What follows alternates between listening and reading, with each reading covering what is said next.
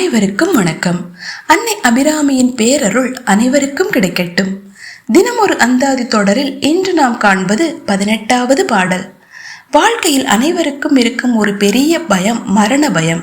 நமது இறுதி காலத்தில் எந்த துயரமுமின்றி அன்னை அபிராமியின் திருமண கோலத்தை கண்டு அவள் மடியிலேயே தஞ்சமடைய வேண்டும் என்று வேண்டுவதுதான் இந்த பாடல். யமபயத்தை போக்கி உயிருக்கு துணை நிற்கும் அன்னையின் பெருமையை வாருங்கள் காண்போம். வவ்விய பாகத்து இறைவரும் நீயும் மகிழ்ந்திருக்கும் செவ்வியும் உங்கள் திருமண கோலமும் சிந்தையுள்ளே அவ்வியம் தீர்த்தென்னை ஆண்ட பொற்பாதமும் ஆகி வந்து வெவ்விய காலன் என் மேல் வரும்போது வெளி நிற்கவே. அதாவது வவ்விய பாகத்து இறைவரும் நீயும் மகிழ்ந்திருக்கும் செவ்வியும், உன்னால் கவரப்பட்ட இடது பாகத்தை உடைய இறைவனும் நீயும் இணைந்து மிக மகிழ்ச்சியாக இருக்கும் அந்த அழகிய கோலமும். இதில் இடது பாகத்து இறைவன்னு அவங்க கூறுறது நம்ம தந்தை சிவபெருமான. உங்கள் திருமண கோலமும் சிந்தையுள்ளே, அழகான உங்கள் இருவரின் திருமண கோலமும் எப்போதும் என் சிந்தையிலேயே இருக்கட்டும். அவ்வியம் தீர்த்து என்னை ஆண்ட பொற்பாதமும் ஆகி வந்து என் மனதின் அழகுகளை நீக்கி என்னை ஆட்கொண்ட உனது பொன்னான திருவடிகளோடு என் முன்னே தோன்றி வெவ்விய காலன் என் மேல் வரும்போது வெளி நிற்கவே.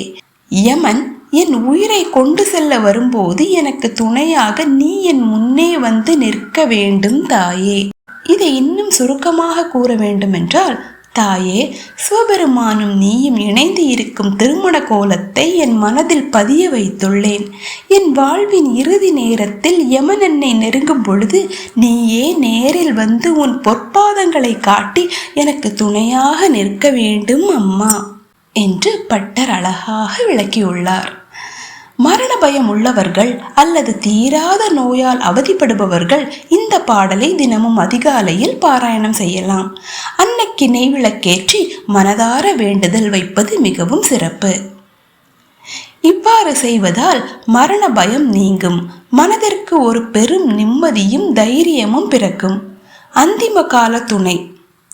வாழ்வின் இறுதி காலத்தில் இறைவியின் அருள் கவசமாக அமையும். பாவங்கள் நீங்கும், மனதில் இருக்கும் தீய எண்ணங்கள் மறைந்து புனிதம் உண்டாகும். அன்னைக்கு செந்நிற மலர்கள் அல்லது மல்லிகை பூவை சமர்ப்பிக்கலாம்.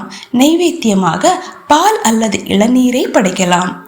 யமனை வென்றவள் அன்னை அபிராமி. அவளை சரணடைந்தால் நமக்கு ஏது கவலை?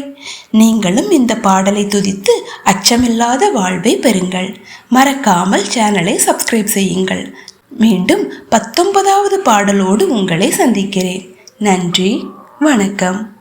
ஓம் அபிராமி சமேத அமிர்தகடேஸ்வராய நமக.